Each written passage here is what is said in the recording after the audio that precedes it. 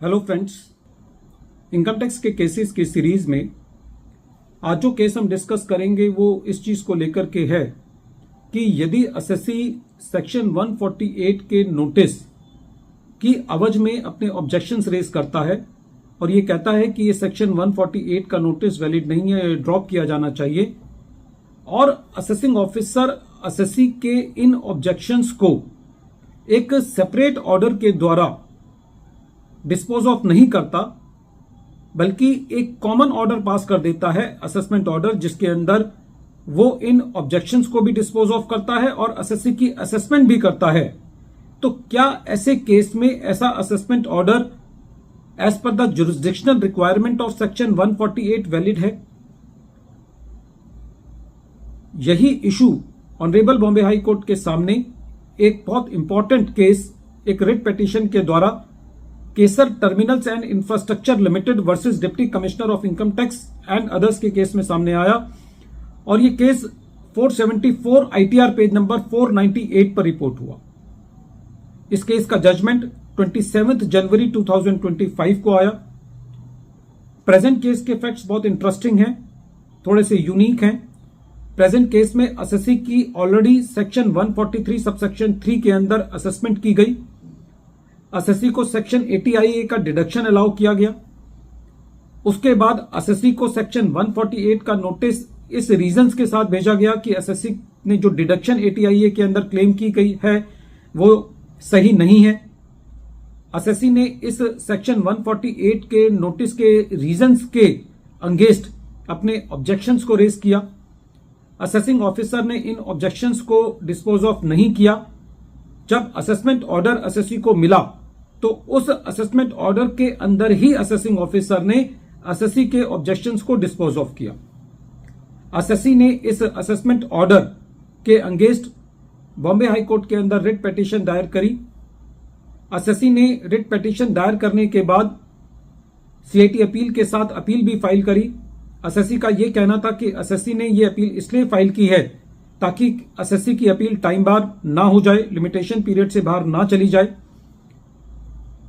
SSC की जो main दलील थी वो ये थी कि सुप्रीम कोर्ट के judgement JKN drive shaft India limited versus ITO, जो कि 2003 का एक लैंडमार्क जजमेंट है, जो कि 259 आईटीआर पेज नंबर 19 पर रिपोर्ट हुआ है, उसके मुताबिक ये असेसिंग ऑफिसर की जिम्मेवारी है कि वो एसएससी के ऑब्जेक्शंस को एक सेपरेट ऑर्डर के द्वारा डिस्पोज ऑफ करे।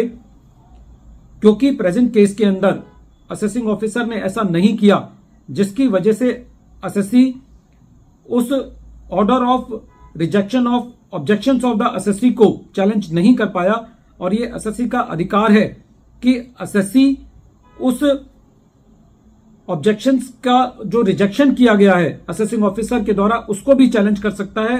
एसएससी उस राइट से वंचित रह गया है।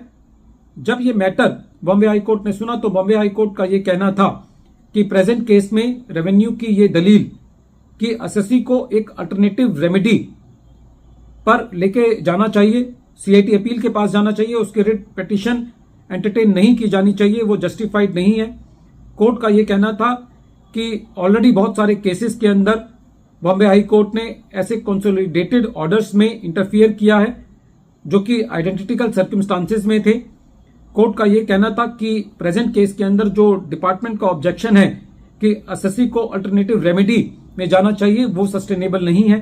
कोर्ट का ये कहना था कि एसएससी ने ये क्लैरिफाई कर दिया है कि एसएससी ने सेक्शन 246A के अंदर सीआईटी अपील के पास इसलिए अपील फाइल की है क्योंकि बार ऑफ लिमिटेशन का डर था कि एसएससी की अपील डिले ना हो जाए। तो प्रेजेंट केस में जो एसएससी की स्टेटमेंट है कि एसएससी अपनी अपील्स को विड्रॉ कर लेगा, उसको एक्सेप्ट किया जाना चाहिए। और कोर्ट का यह कहना था कि क्योंकि जो प्रोसीजर है उसको फॉलो नहीं किया गया, इसकी वजह से प्रिंसिपल ऑफ नेचुरल जस्टिस और फेयर प्ले का उल्लंघन हुआ है।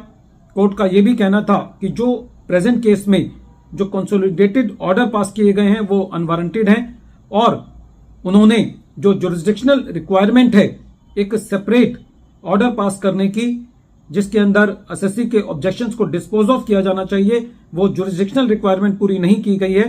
तो ऐसे केस में जो असेसमेंट ऑर्डर पास किया गया है वो लायबल टू बी क्वेश्ड है।